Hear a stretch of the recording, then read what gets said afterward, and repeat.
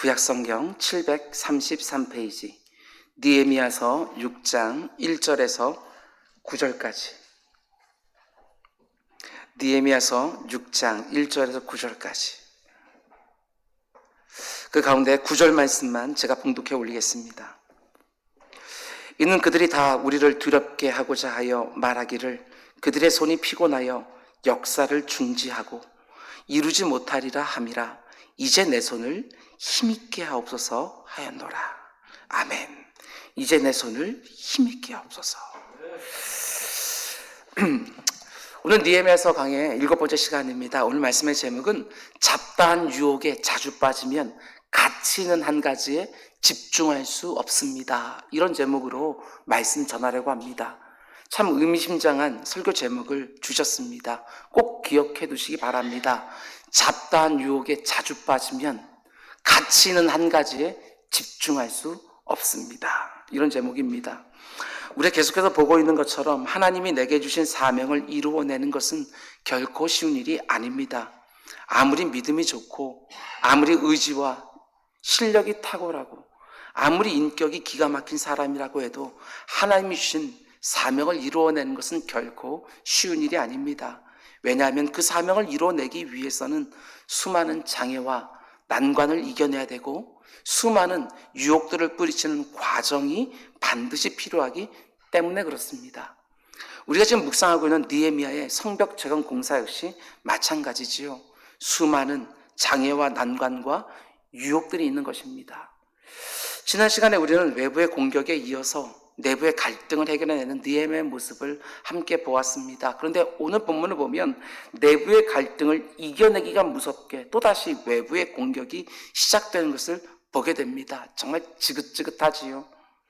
우리가 살아가는 인생과 너무나 비슷하지 않습니까? 말 그대로 산 넘어 산입니다. 하나님 주신 사명을 이뤄가는 과정 속에서 하나의 산을 넘으면 이내 또 다른 산들이 마치 기다렸다는 듯이 또 내 앞에 나타나는 것을 보게 되어집니다. 느헤미야의 성벽 재건 공사를 중단시키려고 하는 산발랏 일단의 공격은 처음에는 심리전이었습니다. 그리고 그 다음은 실제적이고 물리적인 군사 행동이었습니다. 그런데 그 두 전술 모두가 다 느헤미야의 기도와 하나님께 주신 지혜로 실패로 돌아가니까 이제 어떤 공격을 하느냐? 산발랏 이 땅이 악한 꾀를 내기 시작합니다. 한마디로 음모를 꾀하는 것이지요. 오늘 본문을 보면 두 가지 음모가 등장하는데 첫 번째는 유혹이고 두 번째는 모함입니다. 유혹과 모함.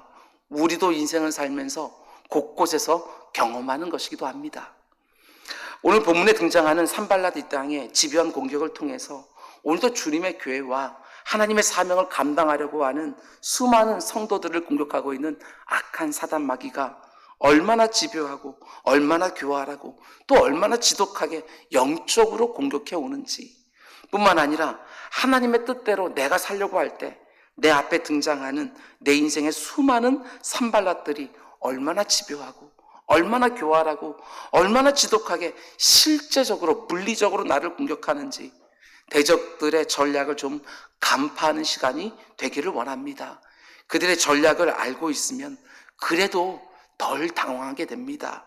그리고 더 효과적으로 대처할 수 있겠지요. 너무도 감사하게도 하나님은 단지 말씀으로 이런 공격이 올 때는 저렇게 하고 저런 공격이 올 때는 이렇게 하고 그저 그 대처 방법을 말씀으로만 주시는 것이 아니라 느헤미야의 실제적으로 대처하는 모습을 통해서 정말 생생하게 대적들의 교활한 음모를 시청각적으로 우리에게 가르쳐 주시는 것입니다. 비록 산발랏 일당의 음모가 매우 집요하고 교활하지만 그때마다 하나님 앞에서 기도하고 하나님이 허락하시는 특별한 지혜로 대처하는 느헤미야의 모습을 통해서 오늘 우리도 하나님의 일을 방해하는 대적들의 교활하고 집요하고 끈질긴 공격을 어떻게 이겨내야 되는지 하나님이 주시는 특별한 영감을 얻는 복된 시간 되기를 주님의 이름으로 축원을 드립니다. 내가 지금까지 살아왔던 인생의 순간순간들과 그리고 또 지금 내가 살고 있는 삶의 모습을 살펴보면서 지금 이 느헤미야의 모습을 보게 되어지면 하나님께서 보다 실제적으로 나에게 하시는 말씀을 들을 수 있을 거라고 생각이 되어집니다. 먼저 첫 번째, 산발랏 이 땅의 음모는 거짓된 타협 안으로 느헤미야를 사명 성취의 자리에서 유인해 내는 것입니다. 가짜 평화회담을 제안하면서 느헤미야를 암살하려고 하는 것이지요. 굉장히 교활한 음모를 꾀하고 있습니다. 지금이 어떤 상황이냐면 산발랏이 중심이 된 외부의 공격이 있었습니다. 이스라엘 백성들 사이에 일어난 내부의 갈등도 있었지요. 그런데 불구하고 느헤미야는 문제가 생길 때마다 하나님 앞에 나아가 기도하면서 하나님이 주시는 지혜를 가지고 무너진 성벽을 다시 세우는 사명을 묵묵하게 성취해 나갔습니다. 그리고 마침내 성벽은 거의 다 올라갔고 중간중간에 내놓은 그 문에다가 불타버린 문짝을 새로 만들어 달기만 하면 성벽 재건 공사가 완전히 끝나게 되는 것입니다. 한마디로 공사의 막바지입니다. 그런데 성벽 재건 공사가 거의 완공되었다는 소식이 밖으로 새어나가서 대적들의 귀에까지 들어간 것이지요. 그러자 사마리아 지방의 총독인 산발락과 그의 참목격인 도비야, 그들과 동맹을 맺은 아라비아 사람 게셈이 그 소식을 듣고 당황해하기 시작합니다. 그리고 이내 비상대책을 세워서 더 늦기 전에, 성벽이 완전히 세워지기 전에 이를 빨리 중단시켜야 되겠다고 음모를 꾸미기 시작하는 것이지요. 근데 오늘 본문을 보면 산발랏 이 땅이 꾸민 음모가 뭐냐? 그것은 성벽 재건 공사의 중심에 있었던 그 느헤미야를 성 밖으로 유인해서 암살하는 것입니다. 느헤미야를 죽이려고 하는 것이지요. 그들은 분명히 알고 있었습니다. 아무리 자신들이 심리전을 펼치고 물리적인 군사 시위를 벌인다고 해도 느헤미야가 예루살렘 안에 있는 한 성벽 재건 공사를 중단시킬 수 없다는 것을 대적들이 알고 있는 것이지요. 그래서 어떻게든지 느헤미야를 제거하려고 성 밖으로 유인하려고 음모를 세우기 시작했다는 것입니다. 여러분, 언제나 그렇습니다. 하나님의 일을 중단시키는 가장 확실하고 효율적인 방법은 하나님이 그 공동체를 위하여 세우신 지도자를 먼저 넘어뜨리는 것입니다. 가정을 무너뜨리기 위해서 그 가정의 가장인 아버지를 공격하면 됩니다. 성도의 사업장을 무너뜨리기 위해서 경영자를 공격하면 되는 것이고, 교회를 무너뜨리기 위해서 담임 목사나 중직자들을 공격하는 것이지요. 그게 바로 한 공동체를 무너뜨리는 가장 확실하고 가장 효과적인 방법이라는 것을 악한 사단마귀 그리고 세력들은 너무나도 잘 알고 있는 것이지요. 정말 조심하셔야 됩니다. 아버지들 정말 조심하셔야 됩니다. 내가 이런저런 유혹에 넘어가면 내 인생만 무너지는 것이 아니라 그 사랑하는 가족들의 인생 전부가 무너집니다. 하나님이 허락하신 사업장을 경영하시는 분들 정말 조심하셔야 됩니다. 내가 엉뚱한 짓을 하면 나만 망하는 것이 아니라 직원들과 그들에게 속한 가족들까지 다 위험에 처하게 되는 것이지요. 저 같은 담임 목사가 하나님의 말씀을 벗어나기 시작하면, 이 교회를 잘 섬기라고 하나님이 세워놓으신 중직자들이 영적으로 흔들리기 시작하면 주님의 핏값으로 세워놓으신 이 귀한 교회 전체가 흔들리는 것이지요. 어린 소자들이 실족하는 것은 말할 것도 없고, 하나님의 천하와 바꿔줄 수도 없는 그 영혼들을 잃어버리는 경우들이 속출하게 되어지는 것이지요. 무엇보다도 리더십들이 이런저런 유혹에 빠지지 않아야 되는 것이고, 또 그 구성원들이 리더십들을 잘 지켜줘야 되는 것이지요. 가족들이 아버지를 위하여 기도해야 되는 것이고, 그리고 직원들 역시도 믿는 직원들이 믿음의 경영주를 위하여 기도해야 되는 것이고, 성도들이 저 같은 담임 목사나 중직자들 위해서 기도하는 것은 너무너무 당연한 것이고, 꼭 그렇게 해주시기를 주님의 이름으로 부탁을 드립니다. 여러분, 그런데 산발랏 일당이 느헤미야를 암살하는 음모를 세웠지만 그게 결코 쉬운 일은 아닙니다. 왜냐하면 우리가 잘 아는 것처럼 느헤미야가 그렇게 호락호락한 사람이 아니거든요. 특별히 예루살렘 성 안에는 느헤미야의 정예 부대를 비롯하여 중무장한 파수꾼들이 주야로 빈틈없이 24시간 경계를 하고 있었기 때문에 성 안으로 자객들을 보내서 느헤미야를 암살하는 것은 애당초부터 불가능하다고 그들이 생각했던 것입니다. 그래서 어떤 방법을 모색하느냐, 느헤미야를 일단 예루살렘 성 밖으로 유인해내는 방법을 모색하기 시작한 것입니다. 어떻게 해야 느헤미야를 예루살렘 성 밖으로 나오게 할 수 있을까? 고민 끝에 그들이 내린 결론은 가짜 평화회담입니다. 그럴듯하지 않아잖아요. 본문 2절 말씀 보면 산발락과 게셈이 내게 사람을 보내 이르기를, 아마도 산발락 땅이 사신들을 정중하게 보낸 것 같습니다. 그리고 이렇게 말하는 것이지요. 오라, 우리가 오노평지 한 촌에서 서로 만나자. 대적들이 느헤미야에게 오노평지에서 만나서 평화를 얘기하자고 회담을 제안하는 것입니다. 평화회담 너무너무 좋지요. 그런데 이 오노평지라는 장소가 어디에 있느냐? 지도를 보시기 바랍니다.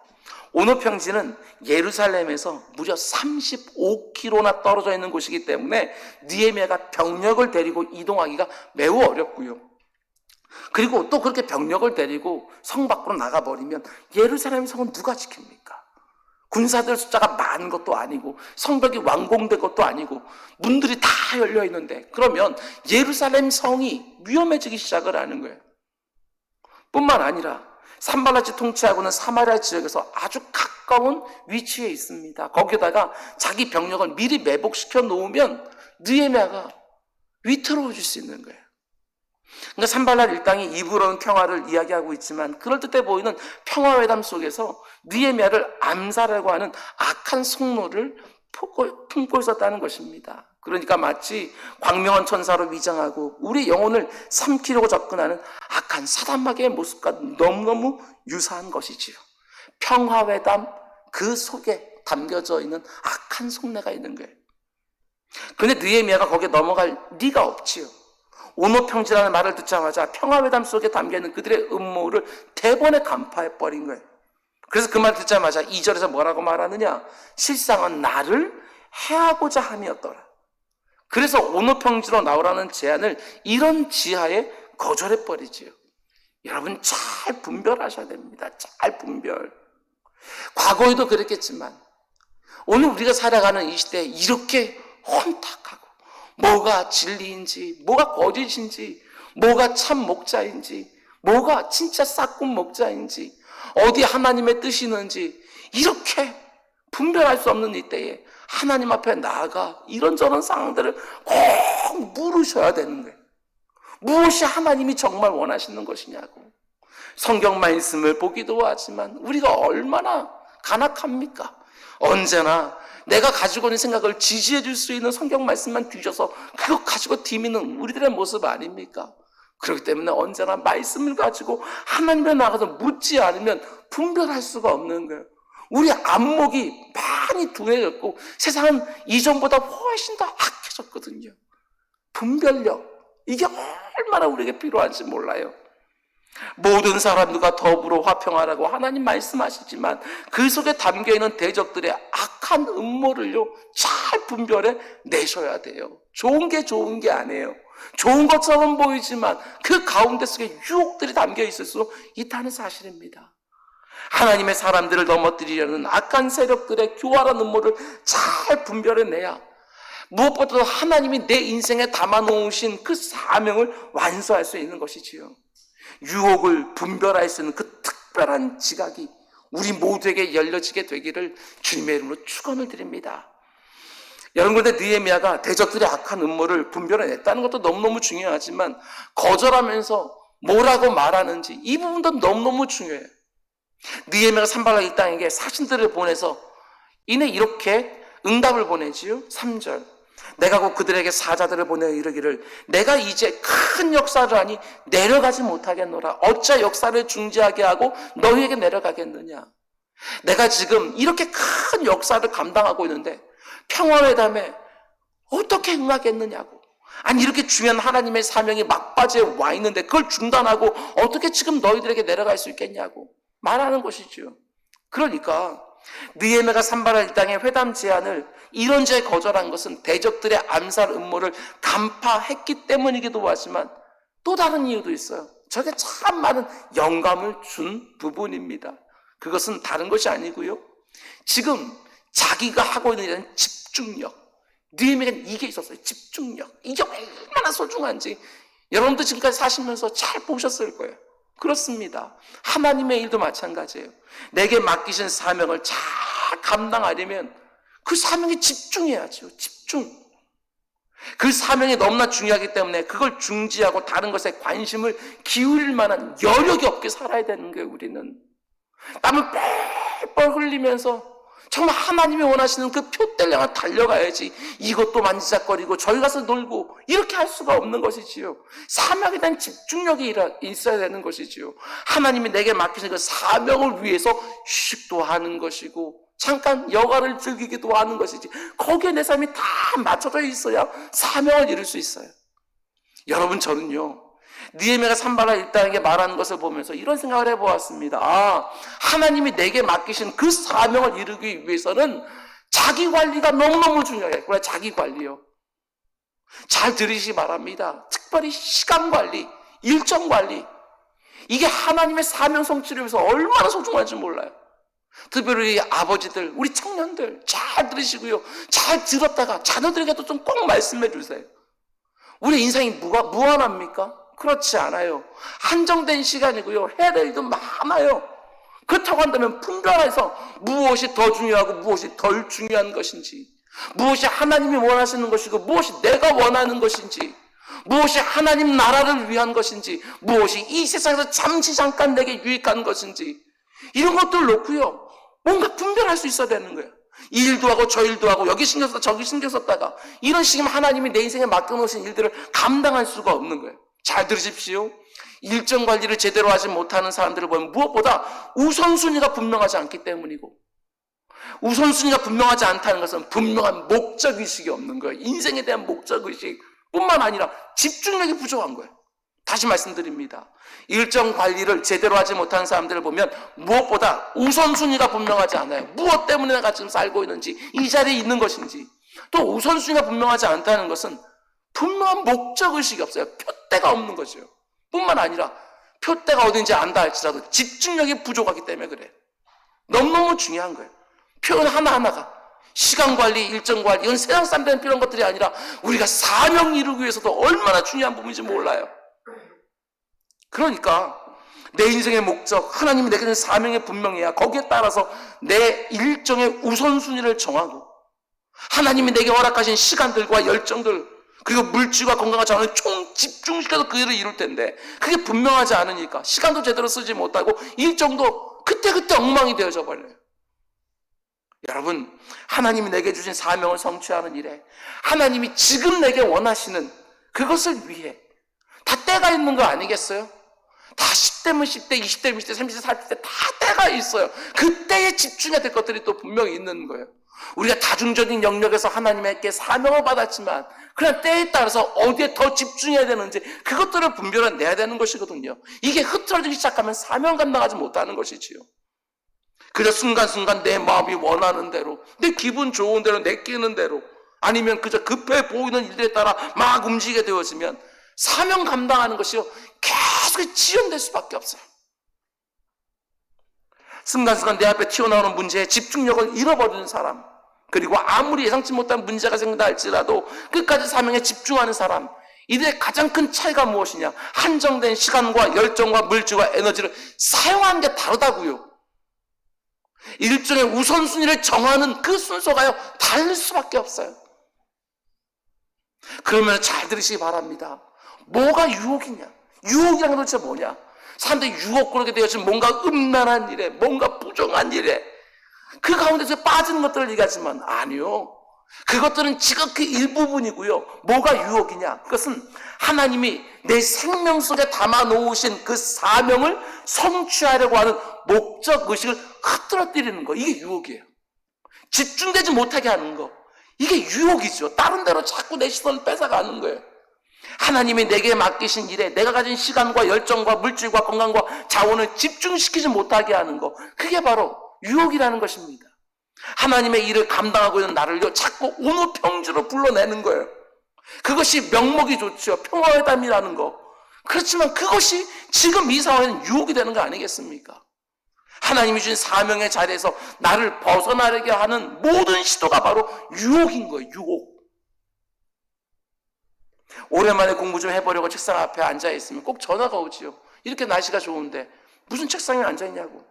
마음 잡고 일 좀 해보려고 하면 뭔가 급한 일들이 계속 툭툭 생깁니다. 이제 신앙생활 좀 제대로 한번 해보려고 하면 주일날 계속해서 이런 대소사가 계속해서 벌어지는 거예요.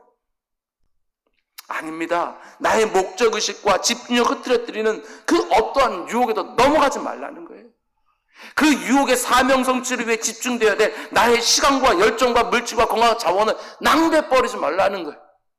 내게 시간을 주신 분도 그분이시고, 내가 이런 열정을 주신 분도 그분이시고, 이런 자원을 모두가 주신 것도 다 그분이신데, 그분에게 우선순위를 두지는 아니하고 이런저런 것들에 우선순위를 두기 시작하게 되었으면 내 인생의 방향이 왔다 갔다 하게 되었었는 거예요. 어떻게 무너진 성벽을 다 세워놓을 수 있겠냐고요. 여러분, 느헤미야를 보시기 바랍니다. 무너진 예루살렘 성벽을 다시 세우는 사명에 자신의 모든 것을 다 집중시키고 있는 거예요. 지금 자기가 왜 예루살렘 성에 와 있는지, 페르시아를 떠나서 내가 뭘 하러 여기에 왔는지 목적은 아주 분명해요.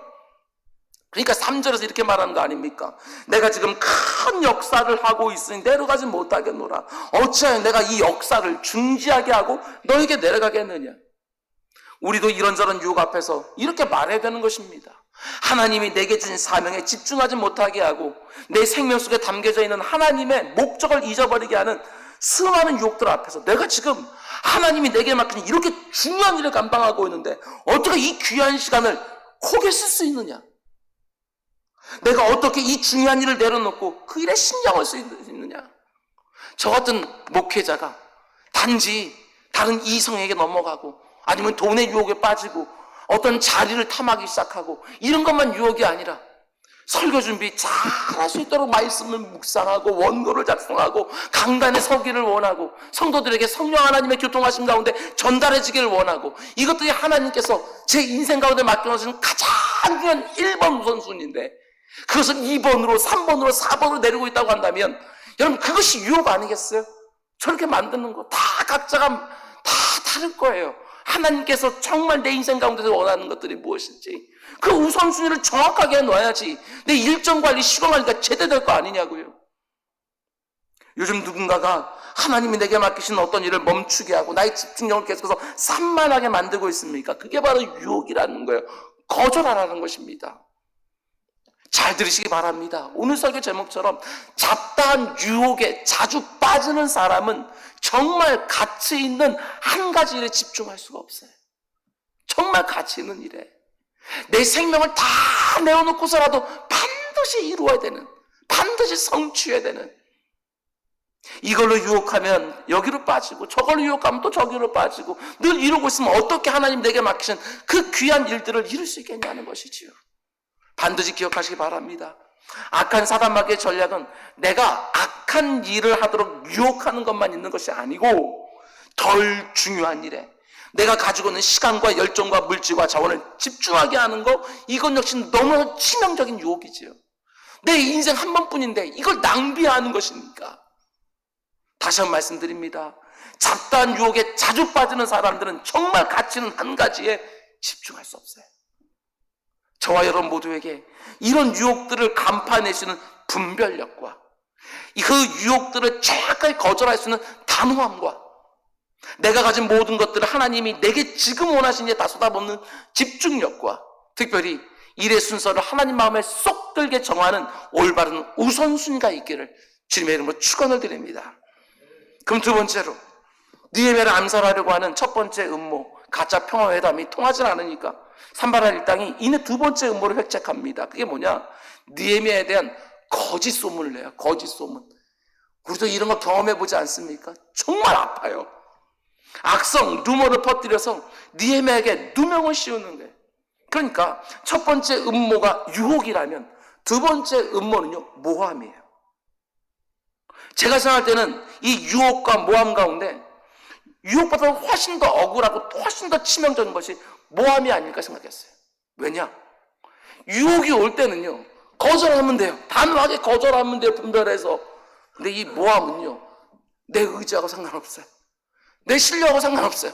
이렇게 돌아다녀요. 이렇게 돌아다니면 나는 어느샌가 그런 사람이 되어 있거든요. 이게 모함이에요. 얼마나 우리를 지치게 하고 얼마나 힘 빠지게 하는지 몰라요. 사명에서 막 끌어내리지요. 오늘 말씀을 보면 느헤미야가 가짜 평화의 담을 딱 잘라 거절했음에도 불구하고 산발라 일당은요 아주 집요하고 끈질기게 무려 4번이나 전령들을 보내서 만나자고 제안을 합니다. 대적들의 이런 집요한 유혹 앞에서 느헤미야는 아주 단호하게 그때마다 계속해서 거절해. 여러분, 이 부분도 중요합니다.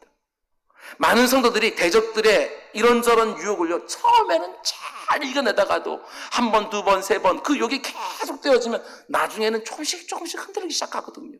이럴 때 너무너무 많은 거예요. 그렇기 때문에 우리에게 또 필요한 것이 무엇이냐? 그것이 바로 견고함이에요. 견고함, 흔들리지 않는 견고함, 끝까지 버텨내는 것. 정말 그런 것 같습니다. 영적 싸움들의 양태들이 굉장히 많은데 그 영적 전쟁들 가운데 상당수는요 흔들리지 않고 버티기만 해도 이기는 전쟁들이 많아요. 흔들리지 않고 버티기만 해도, 뭔가 반격을 하고 막 그냥 이런 게 아니라도 버티기만 해도요 물리칠 수 있는 유혹들이 너무너무 많거든요. 히브리서 3장 14절 이렇게 말합니다. 굉장히 의미심장한 말씀이에요. 우리가 시작할 때에 확신한 것을 끝까지 견고히 잡고 있으면 그리스도와 함께 참여한 자가 되리라. 기가 막힌 말씀이지요. 우리가 시작할 때 확신했던 것을 끝까지 견고히 잡고 있으면 그렇습니다. 하나님이 주신 사명을 처음 감당하기 시작할 때 내게 있는 그 첫 마음을 끝까지 붙들고 있는 것이 너무너무 중요하지. 맨 처음 주님을 만났을 때 그 감사한 마음, 그걸 이런저런 삶의 어려운 가운데 빼앗기지 않고 끝까지 붙들고 지켜내고 있으면 예수 그리스도의 날까지 우리가 참여할 수 있다는 거예요. 이게 얼마나 멋진 말씀입니까? 지금 하고 있는 일, 처음 시작할 내게 쓰는 그 첫 마음을 끝까지 견고하게 붙잡고 그 일의 성취를 기어이 보고야만 우리 모두가 되기를 주님의 이름으로 축원드립니다. 여러분들, 이런 견고함이 우리의 힘과 의지로 되는 것이 어림없지요. 절대로 그렇지 않습니다.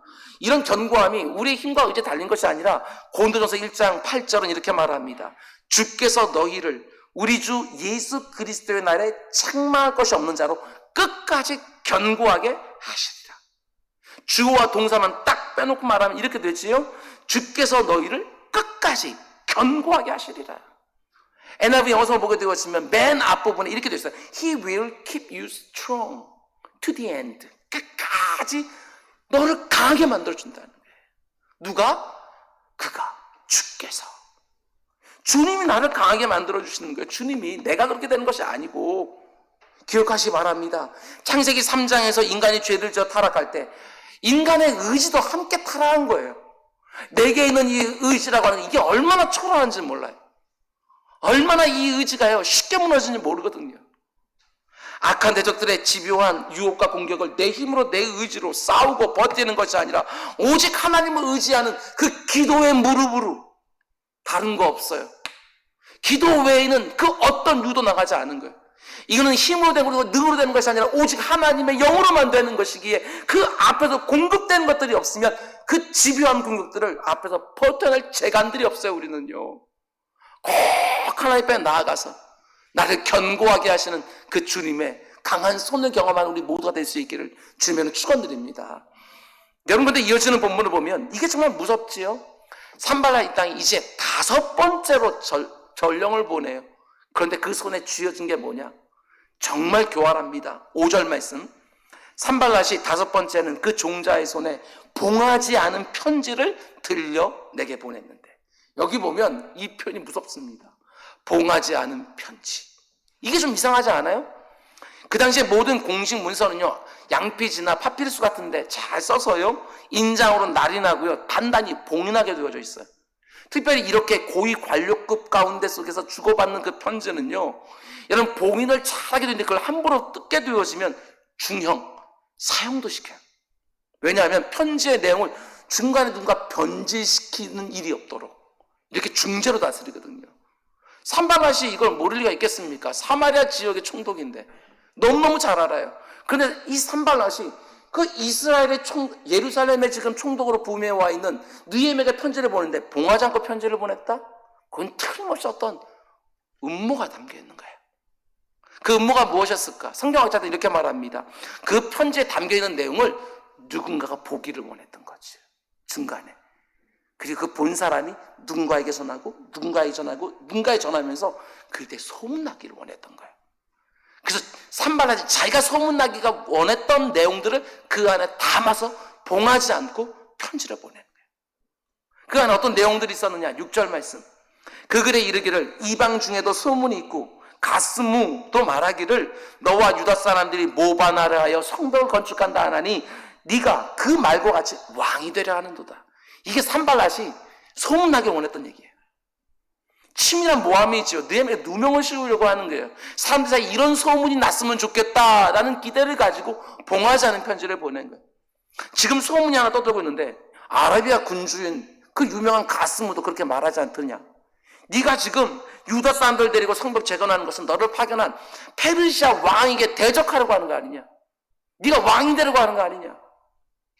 한마디로 페르시아 제국에 대항하기 위하여 성벽을 짓고 있다는 소문이 파닥에 나길 원하는 거야. 느헤미야를 파견한 아닥사스다 왕에게 이 소문이 들려지길 원하는 것이지요. 지금 이 소문이 사람들이 파다한데 느헤미야가 지금 왕이 되려고 한다고? 이런 소문이야. 악성 루머를 퍼뜨리려고 합니다. 지금 성벽을 쌓고 있는 것은 페르시아의 손에서 벗어나간 영모라고. 그런 소문이 나기를 원하는 거야. 우리나라 역시 영모의 가담만 해도요 3족을 멸했어요. 그 당시 페르시아는 더 했습니다. 왜냐하면 그건 대제국을 이루고 있는데 이민족들이 많은 피식민 정복국가들 갖다가 다스려야 되니까 조금만 이상한 낌새만 보여도 정벌을 한 거예요. 정벌. 가서요 그 연루된 사람들 다 죽이고 그 자녀들까지 다 죽이고요 때로는요 그 민족을 쓸어버리는 거예요. 얼마나 위험천만한지 몰라요. 근데 산발랏 이 땅이 느헤미야와 이스라엘 백성들이 페르시아에 대해 영모를 꾸미고 있다는 악성 루머를 팔레스틴 인근에다 쫙 퍼치고 있는 거예요. 뭘 가지고? 봉하지 않은 편지를 가지고. 사실 이런 음모는요 사실 전에도 한번 산발랏이 재미를 봤던 방식이에요. 느헤미야 이전 총독이 있을 때 이미 그런 소문 때문에 이스라엘 백성 성벽을 재건하다가 페르시아 아닥사스다 왕에 의하여 공사가 중단된 경험이 이미 있어요. 근데 자칫하면 유대인들이 다 몰살당할 뻔했어요. 거기다가 비록 느헤미야가 아닥사스다 왕의 신임을 받고 지금 이 땅에 총독으로 와 있지만 그도 역시 유대인이잖아요.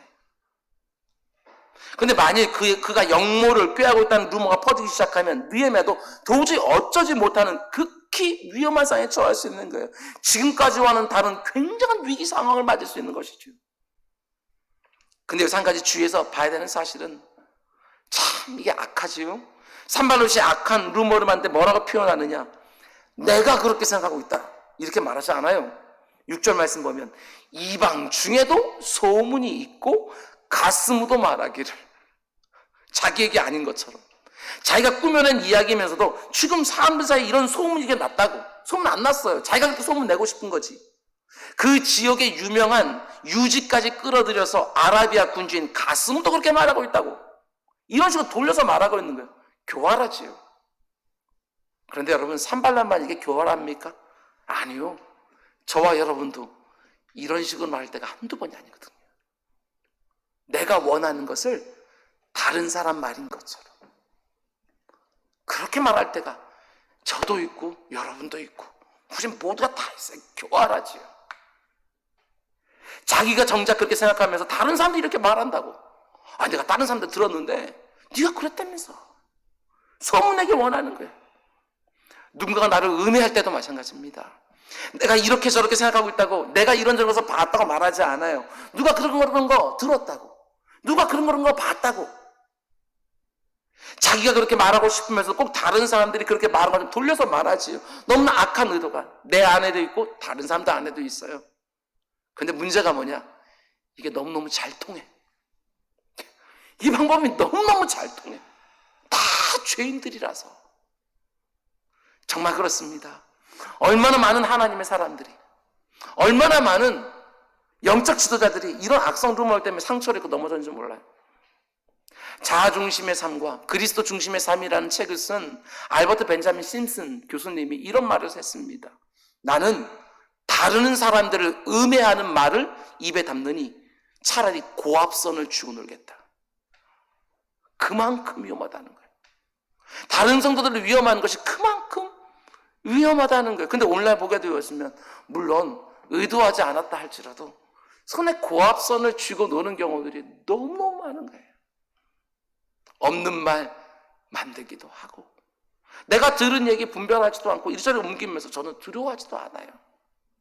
그런 악성 루머들 때문에 얼마나 많은 목회자들이 강단에서 끌어내려졌는지 모릅니다. 그런 얘기들 때문에 얼마나 많은 성도들이 야, 교회가 더 무섭네. 성도들이 더 무섭다. 이러면서 교회를 떠나기도 하고. 혹시 지금까지 신앙생활, 교회생활 하면서 목회자들이나 다른 성도들에 대한 이런저런 루머들을 들은 적이 있습니까? 물론 그 중에는 악성 루머가 아니라 명백한 사실도 있을 거예요. 그런데 그것이 사실인지 아닌지 분별 정도는 하려고 해야죠. 들은 대로 옮기는 게 아니에요. 분별 정도는 해야죠.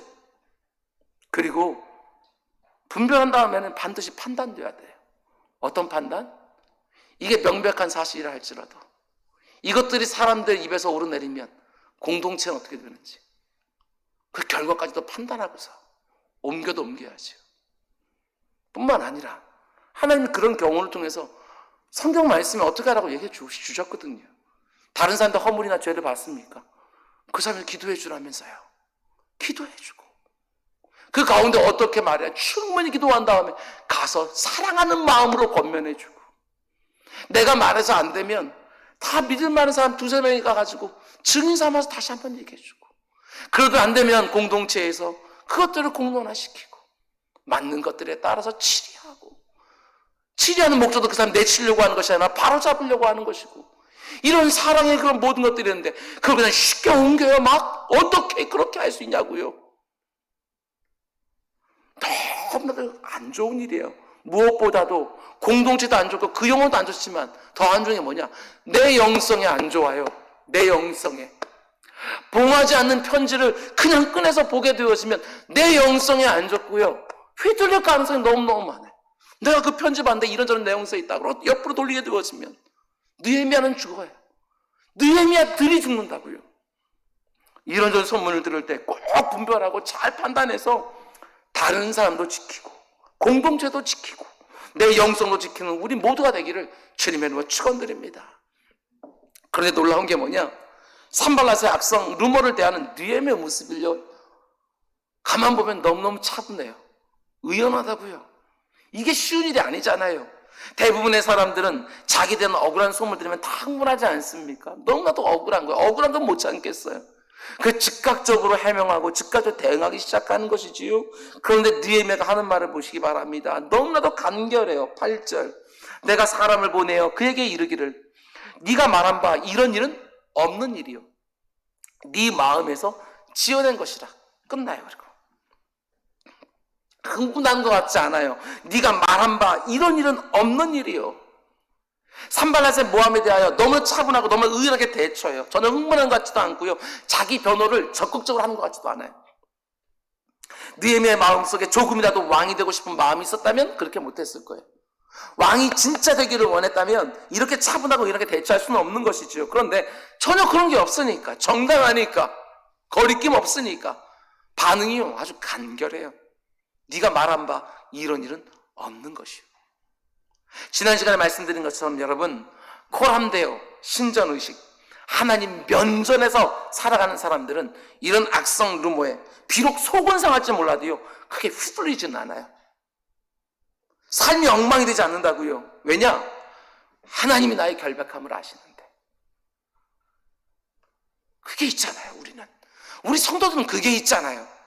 천만이 나를 둘러서서 이 소리 저 소리 다 쏟아낸다 할지라도 하나님이 아시는데, 내 중심을 하나님이 나의 보증이 되어주시는데, 그래서 간결하게 대답하지요. 네가 말한 바 이런 일은 없는 일이요. 일제강점기 시대에 실제로 있었던 일입니다. 한 마을에 일본군들이 쳐들어와서 신사참배를 강요했습니다. 그 마을에 있는 10명의 목사님들이 다 끌려갔는데요, 그 중에 9명의 목사님들은 돌아오지 않고 오직 1명의 목사님만 살아서 돌아온 거예요. 어떻게 되었을 것 같아요? 당연하지 않습니까? 그 지역에 있는 그리스도인들이 살아서 돌아온 그 1명의 목사님을요 사람 취급도 안 한 거예요. 아니 어떻게 다른 목사님들은 다 순교하셨는데 너만 살아서 돌아올 수 있냐고. 네가 신사참배했으니까 그들이 돌려보낸 거 아니냐고. 그 목사님은 아무 말도 안 하셨다고 합니다. 그리고 오랜 시간이 흐른 다음에 일본군이 물러가면서 이런 말을 남겼다고 하지요. 다른 9명의 목사님들은 다 신사참배했지만 단 한 사람, 저 목사님만 신사참배를 끝까지 거절했다고. 저분이 진짜 목사님이라고. 그 의연함에, 그 다름에 손을 댈 수가 없었더라고. 그 목사님은 오히려 다른 목사님들의 명예를 보호하려고 했던 거예요. 그 지역에 있는 성도들의 신앙을 보호하고 싶었던 거예요. 모든 것을 다 끌어안고 침묵하셨던 것이죠. 자신의 억울함을 호소하지 않고 침묵했던 그 목사님 모습이에요. 오늘날은 이런 분들이 과연 몇 분이나 계실까? 이런 사실을 들 때가 있어요. 저는 어렸을 때부터 목사 집안에 살았기 때문에 항상 그런 말 수도 없이 들었어요. 보기도 많이 받고 교회에 문제가 생기면 목사님이 다 끌어안습니다. 자기가 안 한 것도 끌어안습니다. 억울함도 끌어안습니다. 다 당하죠. 그러면서 그 문제들을 해결해 가기 시작하셔요. 그리고 누군가가 나가야 된다고 한다면 본인들이 다 지고 교회가 평안해지길 원하면서 나가지요. 우리 선배 목사님들은 그랬어요. 근데 지금은 아닌 것 같습니다. 소송을 벌이죠. 세상 법정에 가서도 어떻게든지 내가 옳다는 걸 증명해야 분명히 퍼센트로 따지게 되어지면 내 잘못도 한 30은 있을 텐데 그걸 세상 법정에 가서 7대3으로 나눠줘야 속이 직성이 풀리는 그 사이에 교회들은 2개로 3개로 다 깨지고 성도들은 뿔뿔이 터지고 그럼에도 불구하고 두려워하지 않는 이런 경우들이 얼마나 많은지 내 명예를 지키기 위해서 주님의 몸된 교회를 흔들어버리는 이런 경우 너무 많죠. 느헤미야는 이어지는 구절에 산발랏이 왜 이런 모함을 하는지에 대해서 아주 분명히 말해줍니다. 9절 이는 그들이 다 우리를 두렵게 하고자 하여 페르시아가 침공해 올지 모른다. 그럼 끝이거든요. 우리를 두렵게 해서 이 공사를 끝내지 못하게 하는 것 뿐이다라고 딱 말해요.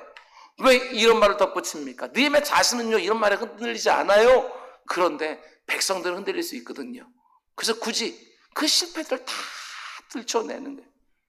자신을 변호하기 위해서가 아니라 나의 억울함을 말하기 위해서가 아니라 어떻게든 하나님이 자신에게 맡긴 성벽공사 그 사명을 완수하려고 하는 딱 그거 하나뿐인 거예요.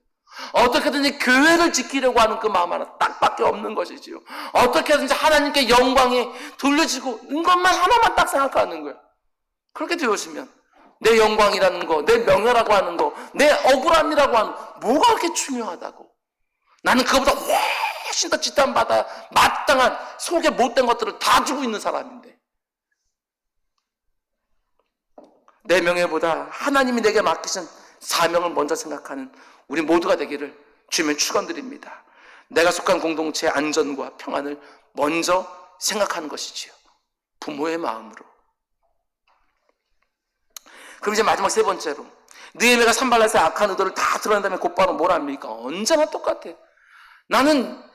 저는요 이 느헤미야 이 일관된 모습이요 정말 도전인데요. 설교를 준비하면서 문제가 생기기만 하면 어김없어요. 무릎 꿇어 하나님 앞에 나아가요. 기도한다고요. 쉬운 일이 아니에요. 본문 9절 말씀 다시 보시기 바랍니다. 이는 그들이 다 우리를 두렵게 하고자 하여 말하기를 그들의 손이 피곤하여 역사를 중지하고 이루지 못하리라 함이라. 이제 내 손을 힘있게 하옵소서. 이제 내 손을 하나님 힘있게 해주십시오. 무슨 말입니까? 느헤미야가 아주 차분하고 의연하게 산발랏의 모함을 지금 대처하고 있지만 제가 생각할 때는요 느헤미야도 이제 좀 지쳤구나 이런 생각이 들었어요. 그냥 그 행간에서 좀 느껴졌어요. 계속되는 성벽 공사에 너무나도 피곤하고 외부의 공격도 막아내고 내부의 갈등도 해결하면서 느헤미야가 이젠 지쳤구나. 산발랏 일당에 계속되는 공격에 그냥 지긋지긋하겠구나. 신물나겠구나.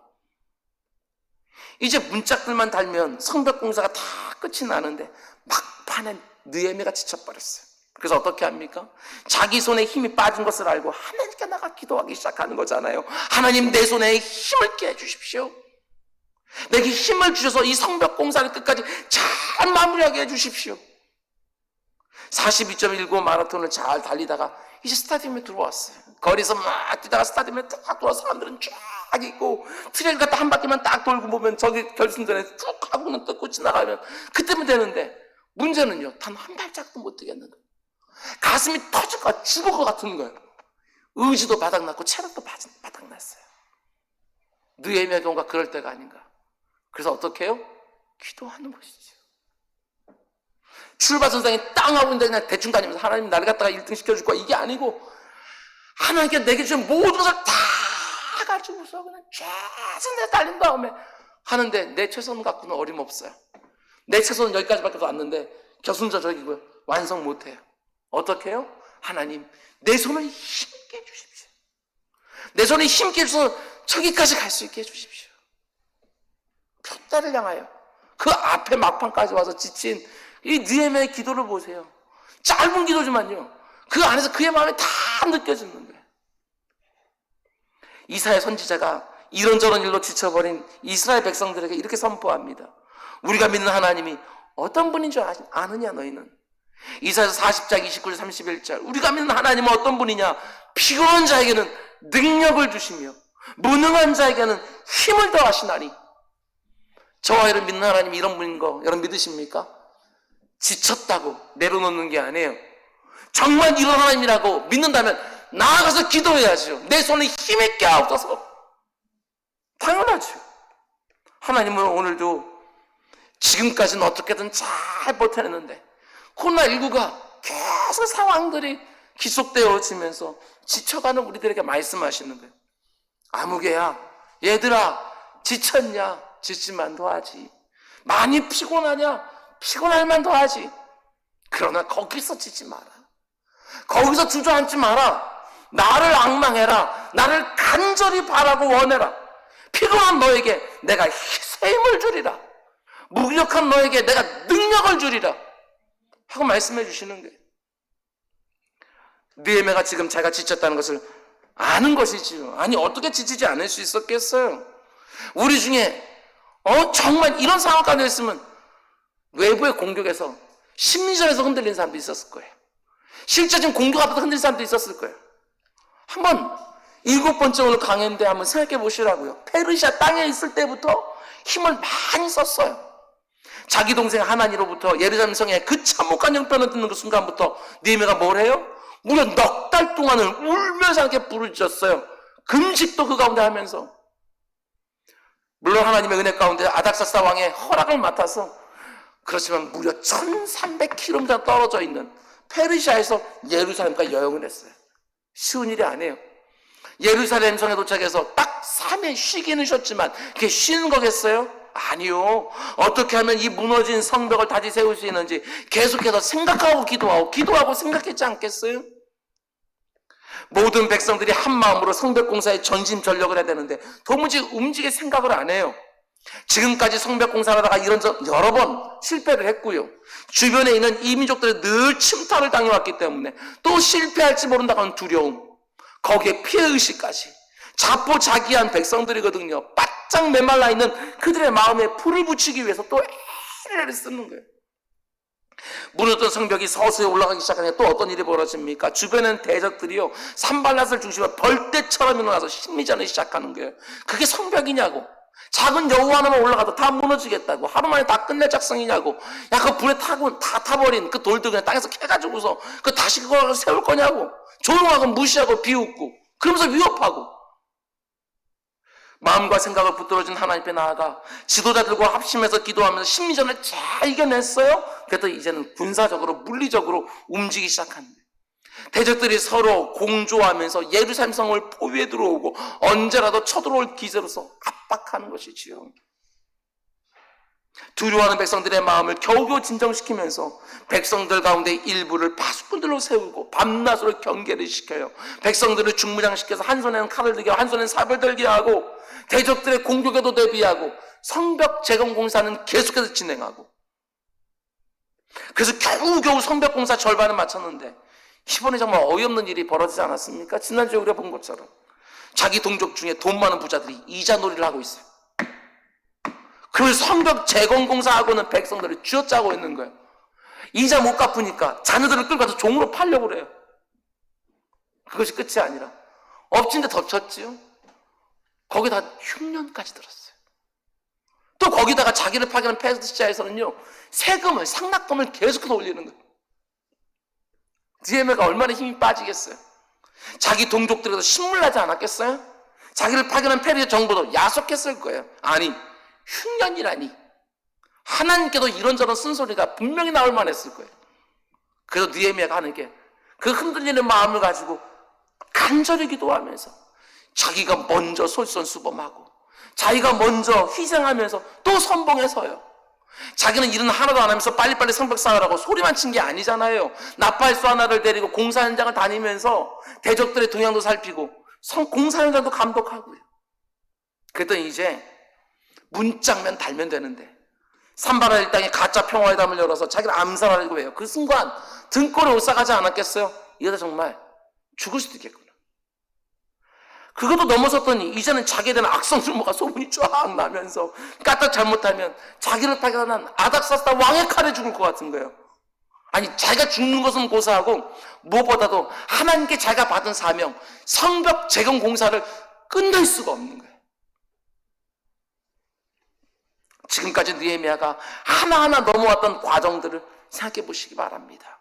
느헤미야의 모습 보면서 지금까지 내가 살아왔던 인생도 좀 돌아보셔요. 얼마나 산 넘어 삶이었는지, 얼마나 그때마다 방해설도 있었고 얼마나 많은 고비들이 있었는지, 그 고된 시간, 그 외로움, 그 두려움과 그 긴장감.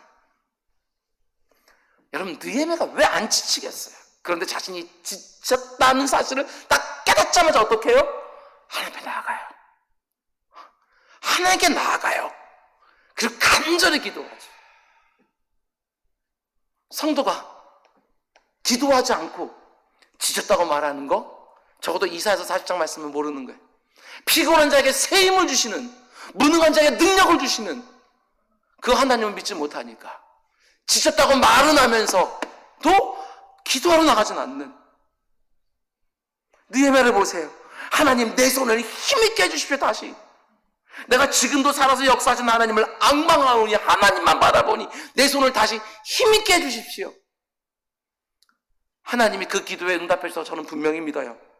그래서 마침내 하나님이 자신에게 맡기신 사명, 예루살렘에 무너진 성도가 단 52일 만에, 고작해야 52일 만에 그 누구도 하지 못했던 일들을 산바라 이 땅에 이런 방해 공작 가운데서 완성되잖아요. 어떻게? 느헤미야가 잘나서? 아니요. 하나님이 그 지친 손에 다시 힘있게 해주셔서 그 문짝들을 달고 성벽을 완공하게 한 것이죠.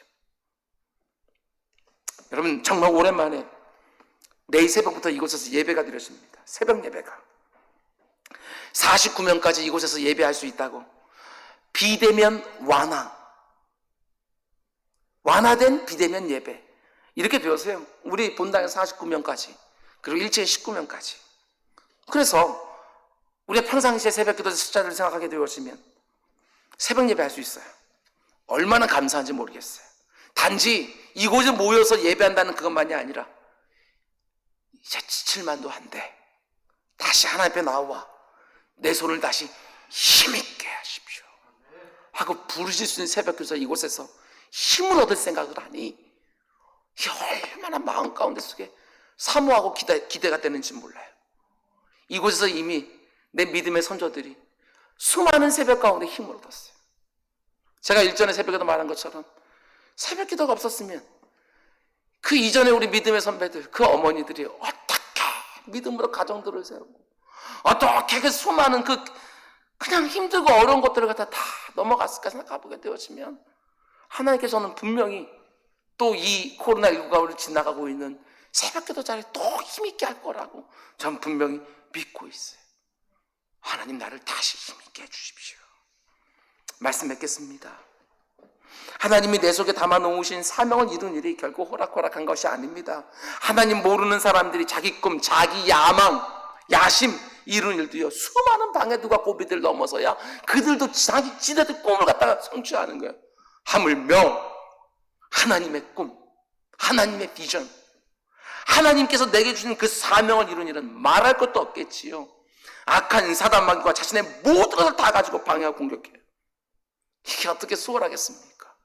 포기하고 싶은 순간들을 하나하나 다 버텨내고, 너무나 지쳐서 나는 할 수 없다고 다 던져버리시는 고비들을 다 넘어서야 내 생명 속에 담아놓으신 하나님의 꿈, 하나님의 비전들이 이루어지는 것이지요. 표대를 향하여 뒤의 것은 잊어버리고 사력을 다하여 전진이 달렸게야 하나님께 내게 주신 그 모든 것들이 감당하게 되어지는 것이지요. 물론 내 손의 힘으로, 내 능력으로, 내 지혜로 되는 건 아니에요. 그래서 하나님을 앙망하라고 말하는 거예요. 하나님의 강력한 손이 내 유약한 손에 덧입혀지기를 간절히 바라면서 원하고 바라고 기도하는 것이지요. 그러나 하나님이 내 기도에 반드시 응답하시고 나를 통해서 하나님의 일이 이루어진다는 걸 정말 믿는다면 내가 해야 될 일들이 있어요. 믿음이 있기 때문에 내가 해야 될 일이 있어요. 잊지 마셔요. 시간 관리, 일정 관리. 비전의 사람이 이런 거 하나 못하면서 하나님의 꿈을 이루겠다. 아니요. 거짓말이에요. 하나님의 꿈을 정말 이루기를 원하고 하나님께 정말 쓰임받고 싶은 사람들은 시간 관리해요. 일정 관리 안 할 수가 없어요. 그래야지 하나님 꿈을 이룰 수 있거든요. 이 땅에서 우리 삶이 무한한 것이 아니라 하나님이 내게 주신 사명에 집중해야 되죠. 더 중요한 일과 덜 중요한 일들을 분별해서 우선순위를 잘 정해야 되는 거예요. 나의 집중력을 산만하게 하는 것이 바로 유혹이라는 거 잊지 마시라고요. 잡다한 유혹에 자주 빠지는 사람은 결코 가치 있는 한 가지 일에 집중할 수가 없어요. 때로는 내가 아무리 열심히 해도요, 억울한 경우도 있어요. 없는 말을 꾸며서 나를 모함하기도 하고 내 힘을 빼려고 하는 내 인생의 산발락들을 만날 때가 있어요. 흔들리지 마시기 바랍니다. 나도 마찬가지고 그 사람도 마찬가지고 정신 똑바로 차리지 않으면 봉하지 않는 편지를 들고요, 나도 쓰임받고 있고 저 사람도 쓰임받을 수 있어요. 뿐만 아니라 사명을 이루어가는 중에 피곤해지지요. 지칠 때가 왜 없겠어요. 그러나 하나님이 내게 주신 말씀 하나하나를 붙들고 기도의 자리에 수시로 나아가는 거예요. 하나님이 내게 주신 그 사명은 내 힘으로 내 능이 아니라 오직 하나님의 도우심으로 이룰 수 있기 때문에 내 안에 생기는 모든 염려와 두려움들을 기도 제목으로 끊임없이 바꿔내면서 느헤미야처럼 단호하게 선포하는 거예요. 우리 하나님이 우리를 도우시리라. 느헤미야처럼 간절히 기도하는 거예요. 하나님, 이제 내 손을 힘있게 해주십시오. 하나님이 우리 한 사람한테 주신 사명들이 이곳저곳 성취되면서 무너진 성전, 무너진 신앙, 무너진 성벽들이 너무나도 멋지고 견고하게 다시 서는 것을 우리 함께 보기를 원합니다. 비록 내 생명 속에 담아놓으신 그 사명이 이루어지는 것이 결코 수월하지 않고, 비록 외부의 문제도 있을 것이고 내부의 갈등도 있을 것이고 때로는 유혹도 있을 것이고 때로는 모함도 있을 때지만, 하나님을 믿고 의지하는 우리 한 사람 한 사람을 통하여 이 세상에서 진짜 능력이라는 게 무엇인지, 진짜 의미 있고 가치 있는 성취가 무엇인지 확연하게 보여주며 살아가는 우리 모두가 될 수 있기를 주님의 이름으로 축원드립니다. 우리 기도하겠습니다. 사랑의 주님, 하나님을 향하여 내게 주신 사명이니 이루어달라고 부르짖지만 아버지 하나님, 게으르거나 어리석거나 시간도 관리 하나 못하고 일정도 하나 관리 못하고 우선순위도 엉망이면서도 그 꿈 이루어달라고 기도하는 이런 우매함을 버리지 않게 하여 주시고, 하나님이 내 인생을 향한 분명한 목적 아직까지 찾지 못했다 할지라도 잘 준비하는 가운데 속에 그 목적들을 붙들고 끝까지 표대를 향하여 완주하는 우리 모두가 될 수 있도록 인도하여 주시옵소서. 이 모든 말씀 예수님의 이름으로 기도드렸습니다.